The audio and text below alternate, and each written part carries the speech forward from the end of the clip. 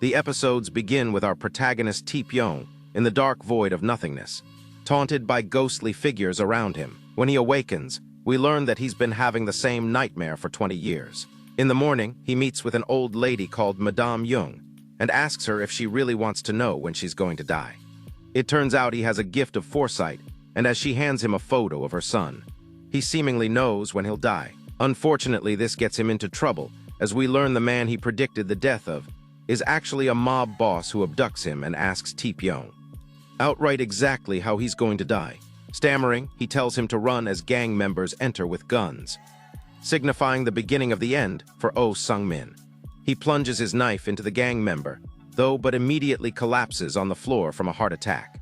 It's here we learn Tae-pyong's predictions are never wrong, and when he looks into someone's eyes, he can see the exact moment they die. From here, we're introduced to a policewoman named Jun-young, who receives a call surrounding the gang massacre and immediately shows an interest. On the phone, she learns that Tae-pyong is the lone survivor from this shootout and is encouraged to meet him. However, when she arrives at the hospital, she finds him gone, leading to a chase as she marathon runs her way all the way to the basement and then up to the car park where Teacher Beek and Yeonhwa drive away with a wounded Tae-pyong in the back. She manages to coordinate the vehicle to be stopped though, and as she walks around the stationary vehicle, looks Jun-young in the eyes, but strangely doesn't actually see her death.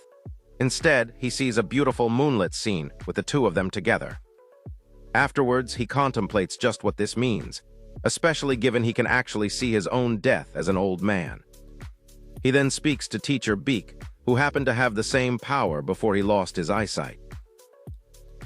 Later that night, as rain drums against the windows, Madame Young phones Tae-pyong and thanks him for telling the truth about his son. She continues on and admits she's spoken to Jun-young about his abilities.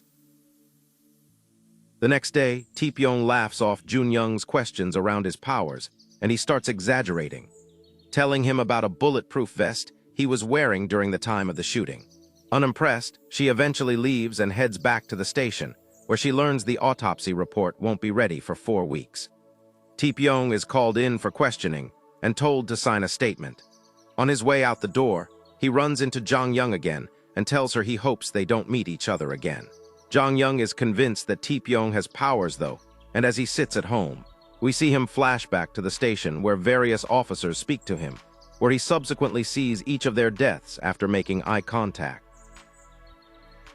In the restaurant, he looks outside and sees a girl called Mi-jin stroking a cat. As he looks her in the eye, he experiences a vision and sees her trapped in a box with Jun-young scrambling to break her free and save her. Unfortunately, this vision looks set to come true, as Tae-pyong hurries after the girl who's kidnapped and taken by a mysterious man. He finds the girl's phone ringing on the floor. He picks the call and talks to her mother. We see Mi-jin has been buried alive, and her future hangs in the balance.